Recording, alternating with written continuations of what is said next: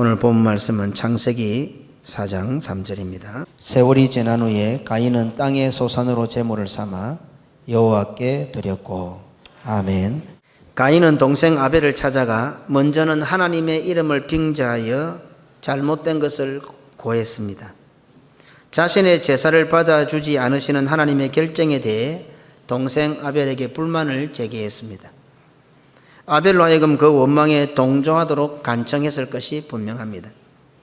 이후에 아벨을 죽인 것을 볼 때에 아벨은 형 가인의 말에 동조하지 않고 따르지 않았다는 것도 분명합니다. 결과적으로 아벨이 하나님의 이름을 빙자하여 고하는 가인의 말에 넘어가지 않았다는 말입니다. 만약에 성도들에게 어떤 사람이 와서 이게 사탄이 한 말입니다 하면 넘어갈 사람이 있겠습니까? 하나님의 말씀이라고 하니 혹 하는 겁니다. 목사라고 하니 장로라고 하니 자기도 모르게 그냥 믿는 겁니다. 신뢰가 가는 겁니다. 거기다가 하나님의 특별한 능력을 받았다고 하면 그 말을 안 들으면 벌 받을 것 같습니다. 거기다가 내가 기도해 보니 하나님께서 그렇게 하시더라, 그런 응답을 주시더라, 하나님께서 이렇게 말씀하시더라 라고 서문을 깔고 이야기를 하면 그 말을 들을 때 아무 말도 대꾸도 못하는 겁니다. 그 사람이 겁이 나서가 아니라 하나님께서 그렇게 응답하셨다고 하니까 말입니다. 오늘날 우리의 주변에는 이처럼 가인이 아벨에게 고하는 것과 같이 고하는 자들이 너무도 많습니다. 창세기 4장은 에덴 동산에서 쫓겨난 사람이 이 땅에서 시작한 최초의 사건을 기록한 역사입니다.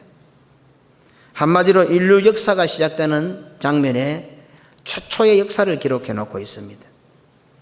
참 의미가 있는 것은 인류 역사의 최초의 기록이 제사의 역사입니다. 예배의 역사입니다.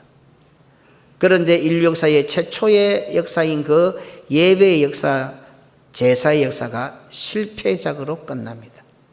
이게 인류의 시작입니다. 인류의 역사는 곧 예배의 역사라 하는 뜻도 이 속에 있습니다. 히스토리라는 단어가 있습니다.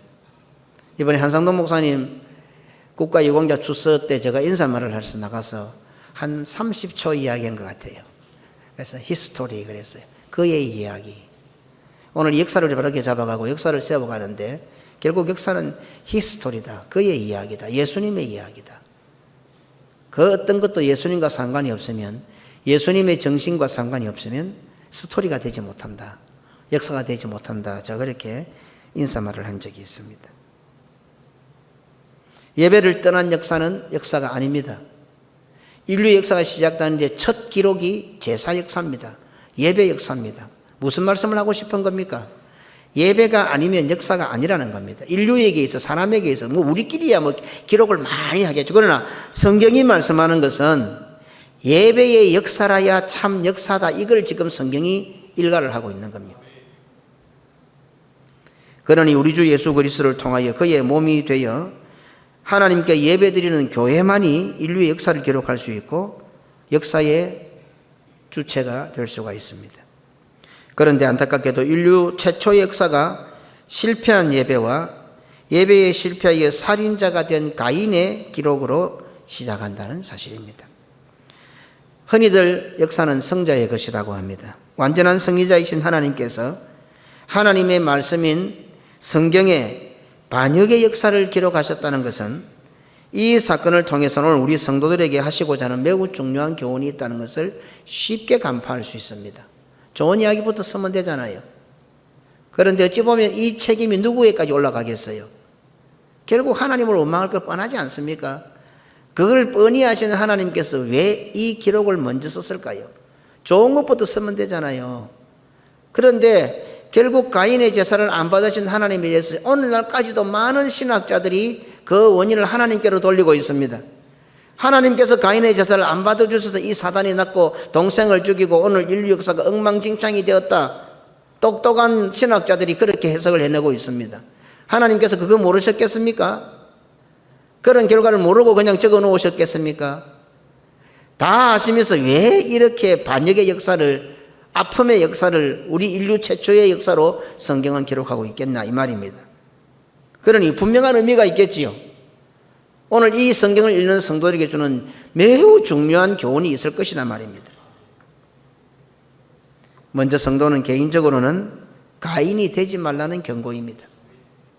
예배에 실패할 때에 가인과 같이 반역의 역사를 쓰게 된다는 것을 명심하라는 것이 오늘 성경의 교훈입니다. 오늘 다 예배를 드립니다. 예배에 성공하는 분도 있을 거고 예배에 실패하는 분도 있습니다. 꼭 기억하십시오. 오늘 이 예배에 실패하면 가인이 됩니다. 그것을 지금 말씀하고 있는 거예요. 하나님은 이런 부담스러운 기록을 성경 첫머리에 남기면서 오늘 우리들에게 너희들은 가인이 되지 말거라 이 말씀을 하고 계시는 거예요. 오늘 이 예배에 실패하면 누구든지 가인이 된다 이 경고를 하고 계십니다. 동시에 실패의 역사 가운데서도 빛을 밝히고 있는 아벨이 되라고 요구하고 계십니다. 완전한 아벨 대신 우리 주 예수 그리스도의 뒤를 따라 믿음의 예배를 드리게 되면 구원의 역사, 생명의 역사의 주인공이 될 수 있다는 것을 오늘 성경이 우리들에게 강조하고 있습니다. 또 한 가지, 아벨이 무슨 잘못이 있습니까? 아벨이 성경에 단 한마디라도 행하게 대꾸한 적이 있습니까? 반론을 내세운 적이 있습니까? 아무것도 한 것이 없습니다. 그런데 결론은 어떻습니까? 오늘 성도들이 주는 매우 중요한 교훈입니다. 나는 잘못한 거 없는데요. 나는 억울한데요. 예, 맞습니다. 그렇지만 가인의 말을 들으면 죽습니다. 오늘 성경은 이것을 꼭 기억하라는 겁니다. 성도들 꼭 기억하십시오. 가인의 말을 들으면 죽습니다. 가인의 말에 동조해도 죽습니다. 가인의 말에 동조하지 않아도 죽습니다. 결론은 가인의 원망을 들으면 죽습니다. 오늘 성경이 우리에게 강조하는 거예요. 오늘 이 예배의 상황입니다. 제사 드리는 상황이지 않습니까? 일상적인 원망도 해서는 안 되지만 오늘 특별히 무슨 원망입니까? 예배에 대한 원망입니다. 교회에 대한 원망입니다. 교회에 대한 원망, 예배에 대한 원망은 반드시 죽습니다. 들으면 죽습니다. 하지만 믿음의 사람은 그 원망에 대해서 억울하게 말 한마디 못하고 죽지만은 결국에는 믿음으로 살아 예수님께서 재림하실 때까지 히브리서 기자는 지금도 믿음으로 말하느니라. 우리는 창세기에서 역사에서 죽은 것 같았는데 세상 말로 끽소리 못하고 죽었는데도 히브리서 기자는 그 아벨의 죽음에 대해서 아벨은 지금도 살아서 믿음으로 말하고 있다 이렇게 기록하고 있습니다. 성경은 아벨이 형 가인의 말에 넘어가지 않고 승리한 방법을 말씀하고 있습니다. 오늘 우리 성도들도 일어나는 수많은 원망을 어떻게 이길 것인지를 성경은 그 방법을 가르쳐주고 있는 겁니다. 아벨이 가인의 말에 넘어가지 않는 장면을 매우 독특하게 성경은 기록하고 있습니다. 아벨이 한 거는 아무것도 없는 것 같은데 결국 아벨은 가인의 원망을 이겼습니다. 아벨은 분명히 형이 찾아와 무슨 말을 하면 어떤 형태로든 대답을 했을 것입니다. 안 그렇습니까? 분명히 가인이 아벨에게 고하고 이랬지 않습니까? 무슨 말을 했지 않습니까? 했으니까 그게 뭐 하나님의 이름을 빙자하여 말했던 자기 말을 했던 무슨 말을 했던 형이 와서 이야기를 하니까 동생이 뭐라고 대꾸는 안 했겠습니까? 형님 어서 오십시오라고 했든지 뭔 말을 안 했겠습니까? 그죠? 형 가인의 말에 동조를 하든 거부를 하든 아마 아벨은 자신의 의견을 피력했을 겁니다. 그런데도 성경은 아벨이 단 한마디도 기록하지 않은 것으로 기록하고 있습니다. 무슨 말입니까? 아벨이 가인의 말에 넘어가지 않을 수 있었던 방법, 아벨이 가인의 원망을 이길 수 있는 유일한 방법은 입을 섞지 않는 것이라 하는 것을 성경이 말씀하고 있습니다. 성도는 원망에 입을 섞어서는 안 됩니다. 물론 말을 많이 하겠죠. 변론도 하고 변호도 하고 반론도 제시하고 많이 하지만 오늘 성경이 가르쳐주는 가장 중요한 방법은 성도가 예배의 원망, 교회에 대한 원망을 이길 수 있는 성경이 가르치는 유일한 오늘 이 창세기 4장에서 가르쳐주는 방법은 원망에 입 섞지 마라. 대꾸도 하지 말라는 겁니다. 대꾸도. 가인은 아벨에게 뭔가를 고했습니다. 아벨은 형 가인에게 믿음으로 반응했습니다. 성경은 아벨이 믿음으로 반응했던 것을 가인과 입을 섞지 않은 것으로 기록하고 있습니다. 단 한마디도 안 한 겁니다. 아벨은. 그리고 그 결과 형에게 죽임을 당했습니다. 가인의 말을 듣고 아벨이 죽임을 당하지 않았다고 한다면 아마 아벨은 형 가인과 작당했을 것이 분명합니다. 누가복음 23장 12절입니다. 헤롯과 빌라도가 전에는 원수였으나 당일에 서로 친구가 되니라. 아멘. 성경이 원망을 경계하고 무섭다고 하는 이유가 여기에 있습니다. 원망은 동조하든지 아니면 죽든지 둘 중에 하나라는 것을 오늘 창세기 4장 인류 역사가 시작되는 장면에서 오늘 우리들에게 가르쳐주고 있습니다. 참 안타까운 것은 뭔가 하면 제가 설교 준비하다가 원망으로도 친구가 되는데 하나님의 사랑으로도 친구가 안 되는 성도들을 보니까 참 한심한 거예요. 헤롯과 빌라도는 예수 죽이자는 원망으로도 친구가 되는데 둘이가 원수잖아요. 원수도 원망 때문에 친구가 되는데 입에 하나님의 사랑을 달고 다는 성도들도 어떻게 한평생을 살아도 교회 안에서 이 모양으로 사는지 참 한심스러운 거예요. 원망은 원수도 동조자가 되게 하고 친구가 되게 합니다. 그런데 예수의 사랑을 입에 달고 다는 우리 성도들이 교회 안에서 심심찮게 원수가 되는 경우들을 봅니다. 참 안타깝습니다. 문제가 생겼다면 모세와 아론에게 가서 닥달을 하고 원망합니다. 조금 잘한다 싶으면 하나님의 이름까지 이용하여 하나님의 자리를 찬탈하려고 합니다. 헤롯과 빌라도가 친구가 되지 않았으면 어느 하나는 죽임을 당했을 겁니다. 교회 안에서 원망과 불신앙에 친구가 되는 경우는 대부분 헤롯과 빌라도인 경우가 많은 것 같습니다. 참 안타까운 일입니다. 서로 잘 지내지도 않습니다. 서로 친하지도 않습니다. 서로 별로 안 좋아합니다. 만났다 하면 앙숙입니다. 무서워서 피하나 더러워서 피하지. 그런 사람들입니다. 희한한데 그런 사람들이 오망이는 찰떡같이 붙어 있습니다. 기가 찬 노릇입니다. 전도하자, 선교하자, 교회 좋은 일 하자, 전부 다 팔천교훈 넘어다 있다가도 원망하는 일은 서로 안 좋아하면서도 딱딱 붙어 있어요. 이상하게. 교회 일에 관심도 없는 사람입니다. 교회에서 하는 일마다 의견이 충돌되고 마음이 안 맞는 사람입니다. 그런데 원망하는 일에는 친구가 됩니다. 원망하는 일에 입을 썩고 원망하는 말을 들었는데도 친구가 되지 않으면 결국에는 죽어야 한다는 사실을 성경이 오늘 우리들에게 기록하고 있습니다. 가르치고 있습니다. 믿음의 사람은 원망에 대해서 반드시 죽게 된다는 사실을 오늘 창세기 4장 인류 역사에서 우리들에게 강조하는 부분입니다. 아벨은 가인의 원망에 작당하지 않고 친구가 되지 않았기 때문에 죽임을 당했습니다. 만약에 아벨이 가인의 원망에 작당하고 친구가 되었다면 죽임을 당하지 않았을 것이고 하나님을 대적했을 것입니다. 결국은 하나님으로부터 죽임을 당하는 거죠. 이러나 저러나 원망은 죽습니다. 오늘 그것을 인류 역사의 최초로 성경은 우리에게 강조하고 있습니다. 이 사실을 너무도 잘 알고 계시는 하나님께서는 그래서 오늘날 우리 성도들에게 다음과 같이 신신당부를 하고 계시는 겁니다. 디모데전서 5장 18절입니다. 범사에 감사하라. 이는 그리스도 예수 안에서 너희를 향하신 하나님의 뜻이니라. 아멘. 어떻게 범사에 감사할 수 있습니까? 어떻게 모든 일에 감사할 수 있습니까? 여기서 범사라 모든 일은 좋은 일이 아니라 어쩌면 안 좋은 일이 더 많습니다. 마음에 맞는 일보다 마음에 안 맞는 일이 더 많다는 겁니다. 다른 말로 하면 감사할 수 있는 상황보다 감사할 수 없는 상황이 더 많다는 겁니다. 그래서 범사에 감사라고 했습니다. 마음에 맞고 감사할 수 있는 상황이면 감사를 안 해도 감사할 거 아닙니까? 이 말은 무슨 말입니까? 감사할 일이 없다는 겁니다.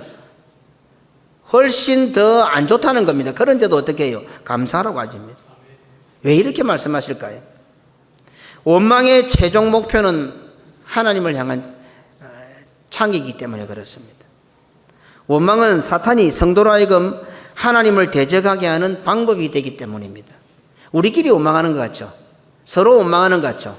목사를 원망하고 장로를 원망하고 교회를 원망하는 것 같죠? 아닙니다.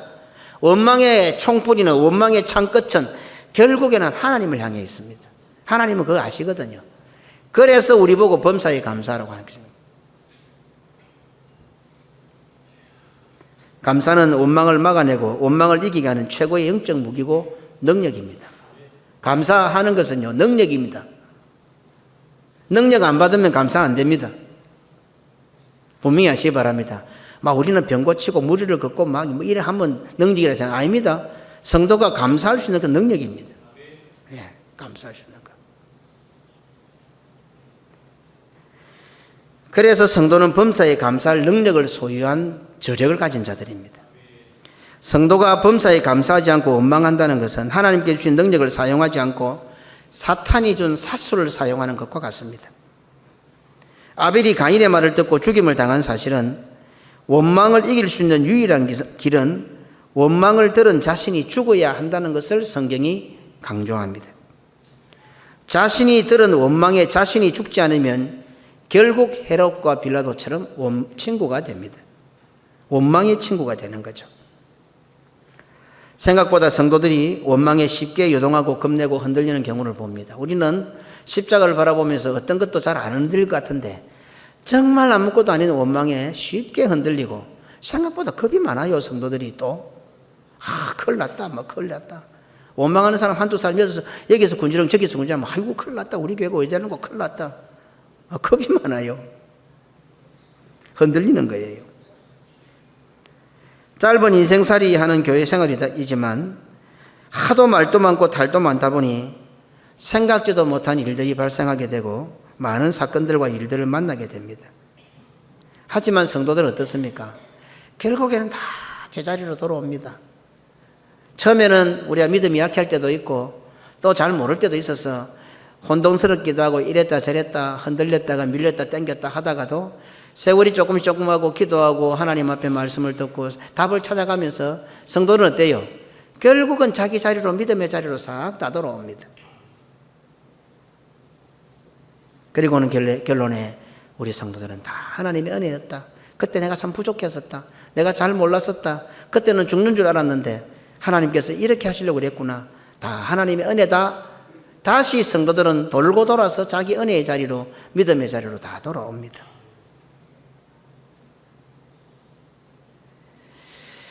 그런데 안타까운 것은 무엇입니까? 이 하나님의 은혜를 고백하는 것만큼이나 우리의 입에 원망도 따라 붙어 있다는 겁니다. 이게 문제입니다. 하나님의 은혜를 모르는 사람 아닙니다. 하나님의 은혜 다 압니다. 고백합니다.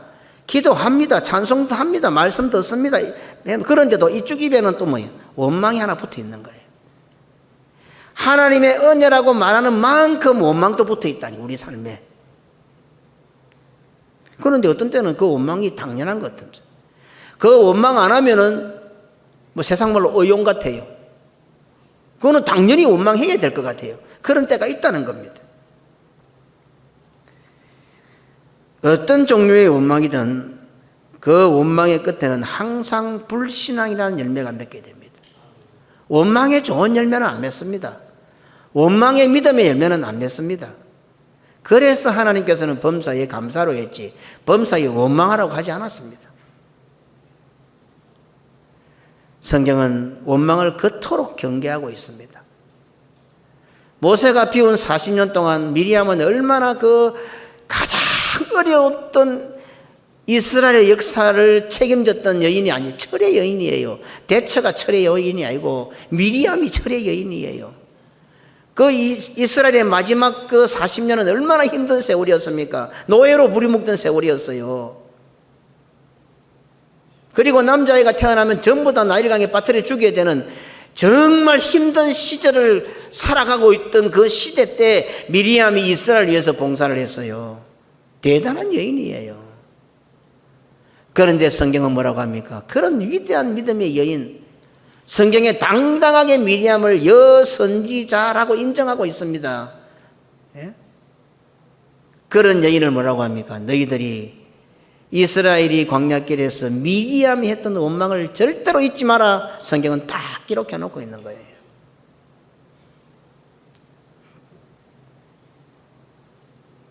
강교한 뱀의 미혹은 아담과 하와의 가장 약한 부분을 공격했습니다. 창세기 3장 1절입니다. 여호와 하나님의 지으신 들 짐승 중에 뱀이 가장 강교하더라. 뱀이 여자에게 물어 가로되 하나님이 참으로 너희들의 동산나무의 실과를 먹지 말라 하시더냐. 뭐 별 어려운 질문이 아닙니다. 보십시오. 하나님께서 먹지 말라 했잖아요. 그런데 뱀이 와서 묻습니다. 하나님이 참으로 너희들의 동산나무의 모든 나무의 실과를 먹지 말라 하더냐. 그냥 물었을 뿐입니다. 그런데 뭐가 마찬가지예요. 하나님이 진짜 그러시더나, 진짜 그러시더나, 목사님이 진짜 그러더나, 장로님이 진짜 그러더나, 교회가 진짜 그러더나, 한 번, 두 번, 세 번 들어, 그런 것 같기도 하고, 안 그런 것. 특별한 미혹이 아닙니다. 그냥 질문했을 뿐입니다. 문제는 뭡니까? 질문의 의도가 나빴던 거죠. 질문의 의도가 나쁜 거예요. 성도들끼리는 나쁜 의도로 질문하지 마십시오. 교회 생활에 나쁜 의도로 대화하지 마십시오. 뱀입니다. 뱀. 강교한 겁니다. 그거는. 오늘 이 성경은 이걸 지금 강조하고 있는 거예요. 왜 교회 와서 나쁜 의도로 이야기를 하면 나쁜 의도를 다 갖고 겉으로는 그럴듯하게 하나님의 이름을 포장을 합니까? 여호와의 이름을 망령되이 일컫는 겁니다. 그게요.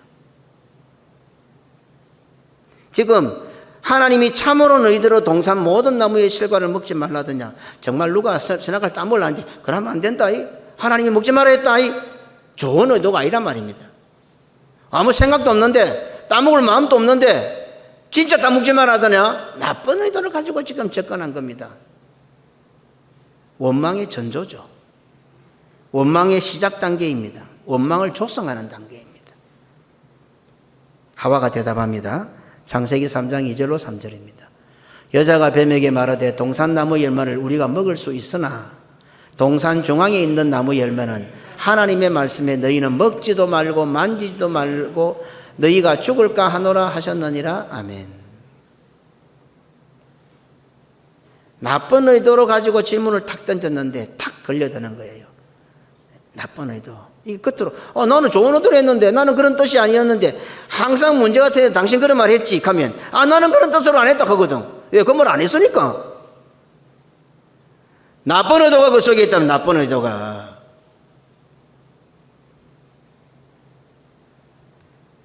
딱 그 의도를 간과하지 못하고 받아들이고 나니까 하와는 뭐라 합니까? 하나님의 말씀에 토를 딱 답니다. 뱀하고 이야기했는데 뱀 보고 뭐라 해야지. 하나님의 말씀을 건드리는 겁니다. 하나님의 말씀에 자신의 견해를 첨가시킵니다. 하나님 뭐라고 말씀하셨습니까? 창세기 2장 17절입니다.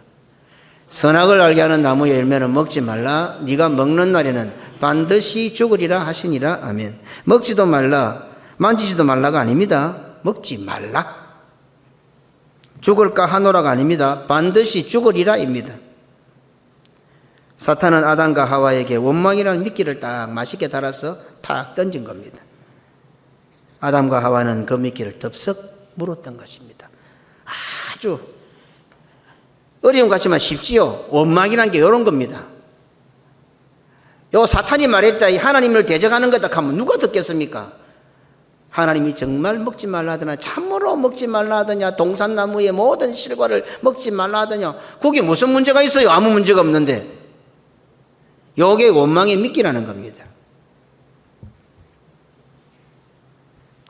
그 미끼를 덥석 물었던 아담과 하와는 말씀에 토를 다는 불신앙이 표출되었던 것입니다. 평소에 그 먹고 싶었던 마음이 없을 수도 있어요. 어쩌면 먹고 싶었던 마음이 있을 수도 있어요. 그런데 당연히 하나님께서 먹지 말라 했으니까 먹을 생각도 안 하고 있었는데 그렇게 탁 질문을 던지니까 맞다. 한 먹어보고 싶다는 생각이 들 수도 있는 거예요. 우리가 충분히 그것이 그 상황이 이해가 되는 거예요. 왜 먹지 말라고 했지? 원망이 생성되었죠. 나쁜 의도의 원망을 들으니까 자기도 모르게 내 속에 원망이 생성되고 원망이 만들어진 겁니다. 그리고는 하나님의 말씀에 토를 달고 자신의 견해를 첨가시킵니다. 하나님의 말씀을 변질시키고 하나님의 말씀에 토를 달고 하나님의 말씀에 자신의 생각을 첨가시키는 것이 바로 원망했다는 증거가 되는 겁니다. 이게 불신앙입니다. 말씀에 사슬을 붙이고 자신의 견해를 붙이는 것은 원망으로 인해 죽음으로 가는 지름길입니다. 이처럼 원망은 뱀이 의도된 말만 들어도 하나님의 말씀에 토를 달게 만듭니다. 그렇게 볼 때 원망은 우리 사람의 가장 약한 부분인 것 같습니다. 원망거리가 생기면 확인도 해보지 않고 너무도 쉽게 원망에 동조해버립니다. 본인에게 전화해서 한번 물어보면 됩니다. 그런데 듣자 말자 바로 반응해버립니다. 아마 우리가 이야기 듣고 화 팍 내고 불평 타는 그 이야기를 본인에게 전화해서 확인해보면 90%, 95%는 아닐 겁니다. 뱀은 하와에게 그냥 물어만 보았는데도 하와 속에는 원망이 삭트기 시작했습니다. 낚시를 덥석 물은 하와에게 뱀은 이제 본격적으로 접근을 합니다. 창세기 3장 4절입니다. 뱀이 여자에게 이르되 너희가 결코 죽지 아니하리라. 결론적으로 누구에게 반박합니까? 하와에게 시비를 거는 것 같지만 결국 하나님 말씀에 반박하는 겁니다. 이게 사탄의 방법입니다. 원망의 창끝이 하나님을 향해 있는 겁니다. 하와에게 접근한 것 같아요? 아닙니다. 모든 원망의 최종 목적지는 하나님입니다. 원망에 따른 조그만한 변질은 결국 반역으로 나아가게 합니다. 뱀의 말에 미혹받은 하와를 향해 뱀은 타당한 명분을 제시해. 이제 말귀를 알아들으니까 결코 안 죽는다. 안 죽는 이유도 아주 신앙적입니다. 볼까요? 창세기 3장 5절입니다. 너희가 그것을 먹는 날에는 너희 눈이 밝아 하나님과 같이 되어 선악을 알 줄을 하나님이 아심이니라. 이거 나쁜 게 됐습니까? 먹는 날에 눈이 밝아지고 하나님과 같이 되고 선악을 알게 되는데 전부 좋은 일밖에 없네요. 좋은 일밖에 없어. 나쁜 일이 일어난다고 미혹하면 넘어갈 사람 누가 있어요? 그런데 왜 하나님 먹지 못하게 했지? 내가 하나님처럼 되는데, 내가 선악을 분별할 줄 알게 되는데, 내 눈이 밝아지는데 왜 하나님 못 먹게 했지? 결국 아담과 하와의 원망은 당연해지기 시작합니다. 그리고는 본격적으로 하나님을 향해서 원망을 하게 되고 하나님을 반역하게 되고 거역하게 되고 선악과에 손을 대게 됩니다. 이처럼 원망은 사탄이 최고로 잘 사용하는 강력한 무기입니다. 원망의 곰팡이는 매우 무섭습니다. 원망은 코로나19와는 비교도 되지 않는 강력한 힘을 가지고 있습니다. 원망은 불치의 병과 동시에 무섭게 전염되는 병입니다. 성경은 아벨의 죽음을 통해 성도가 원망하는 말을 들었을 때 어떻게 반응해야 하는 것을 오늘 인류 역사 첫 장면에서 우리들에게 강조하고 있습니다. 답을 내리겠습니다. 원망을 듣는 순간에 어떻게 원망을 이깁니까? 죽어야 됩니다. 다른 방법이 없습니다. 원망을 듣고 살아있으면 결국 그 원망에 잠식당하고 그 원망과 친구가 됩니다. 죄가 죽는 것 아닙니다. 죄에 대하여 우리가 죽고, 우리는 뭐 죄가 죽는다 아닙니다. 죄가 죽는 게 아니고 죄를 들은 죄를 지은 내가 죽어야 됩니다. 의에 대하여 우리가 사는 것입니다. 우리 앞자리에 계신 장로님들 철저하게 저의 목회를 위하고 저의 목회를 위해서 수고하고 계시는 분들입니다. 장로라는 위치가 그렇습니다. 포지션 자체가 목사와 성도들 사이에 있습니다. 그러면 성도들이 이런저런 원망을 목사에게는 못 가져와도 장로님들에게는 다 가져옵니다. 그럴 때 우리 장로님들은 목사를 대변하고 목회자를 대변하고 자신의 팔은 떨어져 나가도록 아프지만 그러나 목회하는 저의 두 팔이 내려오면 아말렉과의 전쟁에서 패하게 되니까 자기들 팔은 문드러지더라도 목사의 팔이 내려오지 않도록 붙들고 계십니다. 그런데 저의 걱정은 무엇인가 하면 정작 장로님들이 본인의 원망과 불평이 아닙니다. 성도들이 가지고 오는 원망과 불평을 자꾸 듣다 보면 자기도 모르게 원망과 불평에 영향을 받는다는 겁니다. 장로님들이 성도들의 원망과 불평을 들으면서도 지금 계속해서 저의 목회를 돕고 있잖아요. 그러면 이미 장로님들은 성도들이 가져오는 원망에 대해서 자신들이 죽은 겁니다. 이 장로, 저 장로, 이 권사, 이 집사 성도들이 많은 원망을 가지고 장로님들에게 옵니다. 장로님들이 그 원망에 대해서 장로님 자신들이 안 죽으면 제 목회를 못 돕습니다. 변함없이 목회를 돕고 있다는 것은 수많은 원망을 가져왔을 때에 장로님들이 죽었다는 겁니다. 그 원망에 대해서. 그래서 잘 기억하십시오. 성도들이 장로님들에서 원망하면 할 때마다 장로님들 한 번씩 죽이는 겁니다. 장로님들이 안 죽으면 제 목회를 못 돕습니다. 꼭 이제 제가 설교 준비해놓고 우리 목사님들 장로님들 이거 하기 어느 목사님 후배 목사가 연락이 왔어요. 제가 최근 들어서 설교 준비하면 이 문구가 너무 좋다. 우리는 원망을 죽인다고 생각하는 아니다. 원망을 들은 나를 죽여야 된다. 이게 성경적이다. 나중에 결론은 오겠지만 예수님께서 죄와 사망과 지옥의 원망을 다 들으시고 그것 때문에 예수님이 죽으셨어요. 아, 그거구나. 오늘 장로님들이 여전히 저희의 목회를 도와준다는 것은 여러분들이 모든 가지고 왔던 원망들에 대해서 장로님이 죽은 거예요. 하나 가져올 때 한 번 죽고 두 번 가면 두 번 죽고 세 번 가면 세 번 죽고 장로님들이 자기들이 죽었기 때문에 오늘 저를 도울 수가 있는 거예요. 그런데 장로님들이 그 원망에 안 죽었다면 못 돕는 거죠. 같은 사람인데 어떻게 도와줄 수 있어요. 그래서 성도들이 장로님 찾아와서 원망할 때도 잘 생각하고 원망하세요. 결국 그 장로님 죽이는 겁니다.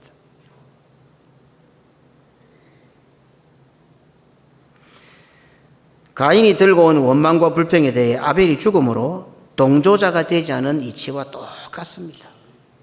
장로님들이 성도들이 가진 원망에 대해서 자기가 안 죽으면 결국 원망이 이해가 되고 원망이 타당성이 있고 원망이 맞다 싶으면 원망의 친구가 되는 거죠. 그 원망에 대해서 장로님이 자기 자신들이 죽은 거예요. 성도들이 가져온 원망과 불평에 대해 자신이 분명히 죽지 않으면 그 원망이 지금 표처럼 성도처럼 표처럼 못해도 그 원망이 자기 살아있는 자기 속에 딱 들어와 있는 거예요. 들어와 있다가 어느 날 순간에 자기가 시험에 딱 들면은 그 원망이 딱 드러나는 거예요. 맞다. 전에 누가 와서 그 이야기 하더만은 일리가 있네. 딱 그리 되는 거예요. 그래서 저는 장로님들 볼 때마다 그게 가장 걱정이에요. 오늘 장로님도 오늘 답을 내시기 바랍니다. 원망을 들을 때마다 자기가 죽어야 됩니다. 그럼 답입니다. 그거는. 자기가 딱 죽어버리면 끝입니다. 그거로. 그런데 자기가 안 죽으면 그 원망이 내 속에 딱 낀 게 있는 거예요. 총알처럼 밖에 있다가 자기도 시험에 들거든요. 사람인데 안 그래도 되겠습니까? 그러면 거기 딱 효력을 발휘합니다. 이게 사탄이 공격하는 사탄의 무기, 요 원망이 의미입니다. 그래서 성도들은 장로님들을 위해서 기도해야 됩니다. 될 수 있으면 원망하지 마세요. 장로님들 찾아와서. 장로님 됩니다. 예? 당신이 장로지만 내가 장로가 이런 소리 좀 하지 말고 장로부인들 얼마나 힘든 줄 알아요? 당신도 장로하면 돼보소. 어디다 함부로 장로들한테 함부로 말을 해. 좀 잘 도와줘요. 한평생 살 썩고 사는데 온달이 같은 남편도 잘 도와서 온달 장군을 만드는데 아니 내 남편이 교회 장로가 되어 앞자리에 앉아서 성찬 예식에 참여하고 성도들 앞에 얼마나 자랑스럽고 좋노. 그 남자나 못 도와주나. 앞으로 장로 될 남편 가지고 얘들 정신 바닥 차리고 함부로 장로 무시하고 마누라들 하는 꼬라지를 보면은 장로를 켜야겠다 그래갖고 좀 잘 도와줘요. 내가 부탁한다. 야, 장로들 다 내보다 나이도 많다, 지금. 정장로님 빼고. 얼마 안 남았는데 좀 잘 도와서 여보, 당신 없으면 우리 목사님이 어떻게 옳게 목회하겠나. 끝까지 당신은 변하지 말고 잘 도와주세요. 좀 그래 하소, 좀. 아이고, 참 답답하고 있으면 사람들이.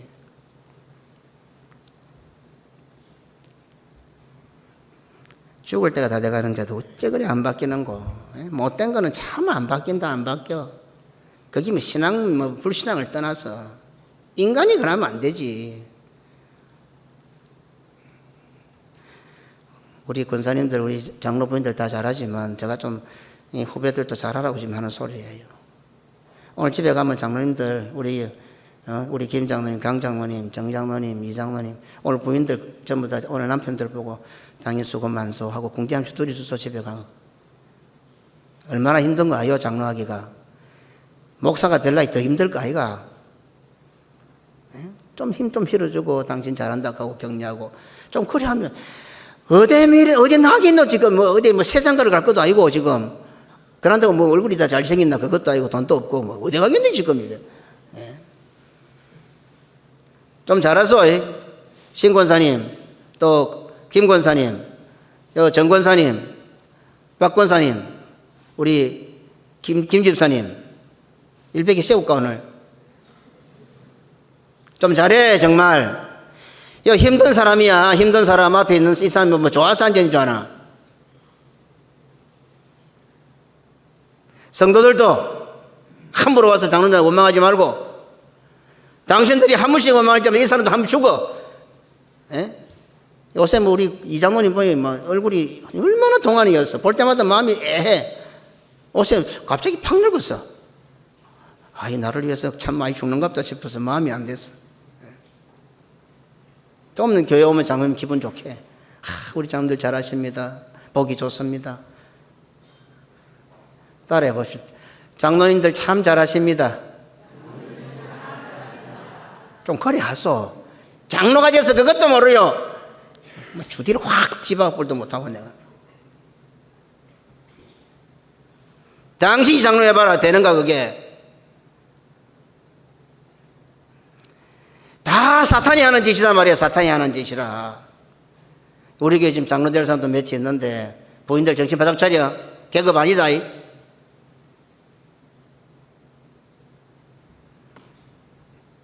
남자들은 다 좀 어리숙해. 다 말도 뭐 결국 여자 따라간다. 나는 안 그럴 줄 알았는데. 일나라 캐 일나고 가자 캐 가고 먼저 일났다가는 큰일 나고. 어떤 때는 뭐 갑시다 해갖고 좀 느리거리면 뭘 준비 안 했다 뭐라 해서 또 미리 일찍 옷 입고 준비하면 너무 일찍 했다고 뭐라 하고 도대체 어디다 맡아야 될지 모르겠다. 불쌍하요 남자들이. 이 아담의 후예들이요. 참. 결론을 내려봅시다. 원망은 안 듣는 것이 제일 좋습니다. 원망은 안 듣는 것이 제일 좋습니다. 왜? 원망은 없을 수가 없기 때문입니다. 우리 역사가 끝나는 날까지 원망은 있을 겁니다. 그러나 원망은 있다 하더라도 우리 세상 말 다 듣고 사는 거 아니잖아요. 그죠? 그래서 하나님을 기도하세요. 하나님 내게는 원망이 안 들리게 해달라고 기도하세요. 원망은 안 듣는 게 제일 좋습니다. 원망을 들은 내가 죽어야 합니다. 원망을 딱 들었다 하면 죽어야 됩니다.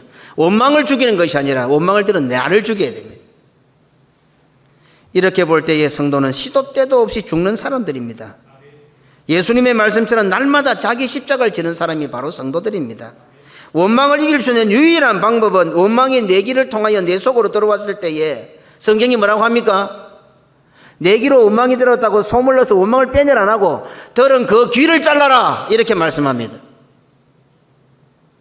마태복음 18장 8절에서 9절. 만일 내 손이나 내 발이 너를 범죄하게 하거든 찍어내버리라. 장애인이나 다리로 저는 자로 영생에 들어가는 것이 두 손과 두 발을 가지고 영원한 불에 던져지는 것보다 나으니라. 아멘. 만일 내 눈이 너를 범죄하게 하거든 빼어내어버리라. 한 눈으로 영생에 들어가는 것이 두 눈을 가지고 지옥의 불에 던져지는 것보다 나으니라. 아멘. 예수님께서 왜 이렇게 말씀하셨을까요? 다시는 그 짓 하지 말이. 다시는 그 좋은 손과 나쁜 짓 하지 말이. 그 발로 가지고 그 길로 가지 마라. 그거 보지 마라 하면 되겠는데 눈 빼뿌라. 발 잘라뿌라. 손 잘라뿌라. 왜 예수님께서 이렇게 말씀하셨을까요? 오늘 이 아벨의 죽음과 다 연결이 되는 거예요. 원망은 안 듣는 게 제일 좋고 원망을 들었으면 귀를 잘라내고 원망을 마음에 품으면 마음을 죽여버리고 원망에 내 손이 움직였으면 손을 자르고 원망 때문에 내 발이 움직이면 발을 잘라버리고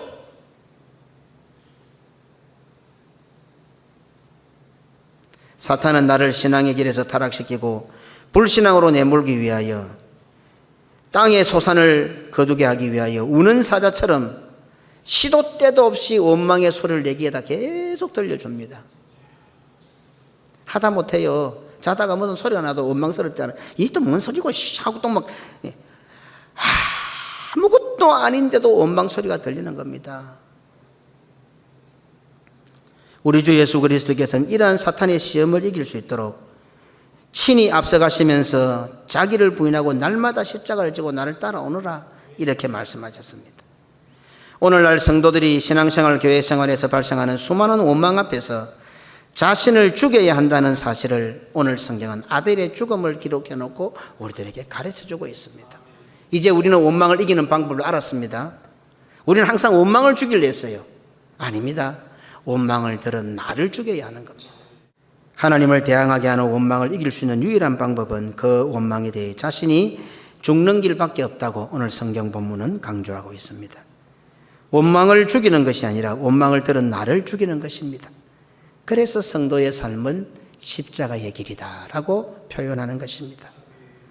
그래서 아벨의 죽음은 예수 그리스도를 극명하게 예표하고 있습니다. 아벨의 죽음을 간단히 살펴보겠습니다. 히브리서 12장 24절입니다. 새 언약의 중보자이신 예수와 및 아벨의 피보다 더 나은 것을 말하는 뿌린 피니라. 아벨의 죽음이 지금 예수님의 이름과 함께 나옵니다. 누가복음 11장 50절 51절입니다. 창세 이후로 흘린 모든 선지자의 피를 이 세대가 담당하되 곧 아벨의 피로부터 제단과 성전 사이에서 죽임을 당한 사가랴의 피까지 하리라. 너희가 너희에게 이르노니 과연 이 세대가 담당하리라. 믿음의 사람들의 핏뿌림을 항상 아벨을 다 앞에 내세우고 있습니다.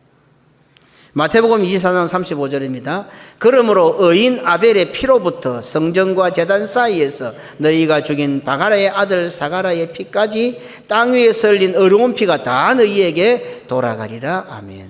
제단 사이 아벨의 피는 그냥 개죽음의 피가 아니라 예배에 뿌려진 결국 아벨이 제물이 된 거죠. 사실은 가인과 아벨의 제사의 핵심은 아벨이 제물이 된 거예요. 아벨이 제물로 드려진 거예요. 예수님께서 완성하시면서 예수님께서 완전한 제물이 되어주셨죠. 이 말씀을 기록하면서 결국은 성도들아 너희들이 원망을 이길 수 있는 유일한 방법도 네가 바로 제물이 되라 이 말씀을 하고 있습니다. 저는 어쩌면 교회를 위해서 제물이 되어야 되고 장로님들도 성도들을 위해서 제물이 되어야 되고 성도들 너희도 한 사람 한 사람 모두가 다 너희가 바로 제물이 되어야 된다. 원망을 이기는 유일한 방법이다 이 말씀을 하고 계신 거예요. 아벨의 죽음은 개죽음이 아니었습니다. 아벨의 죽음은 억울한 죽음이 아니었습니다. 어려운 죽음이었습니다. 믿음으로 죽은 죽음이었습니다. 아벨의 죽음은 오늘날 믿음으로 죽고 사는 성도들의 본이 되고 우리의 기준이 되고 있습니다. 우리 주 예수 그리스도께서는 죄와 사망과 지옥의 모든 원망을 다 들으시고 친히 십자가에 달려 죽으심으로 그가 완전한 제물이 되어서 죽으심으로 감격스럽게도 아벨의 죽음을 완성해 주셨습니다. 베드로전서 2장 24절입니다. 친히 나무에 달려 그 몸으로 우리 죄를 담당하셨으니 이는 우리로 죄에 대하여 죽고 의에 대하여 살게 하려 하심이라. 저가 채찍에 맞음으로 너희는 나음을 얻었나니. 아멘.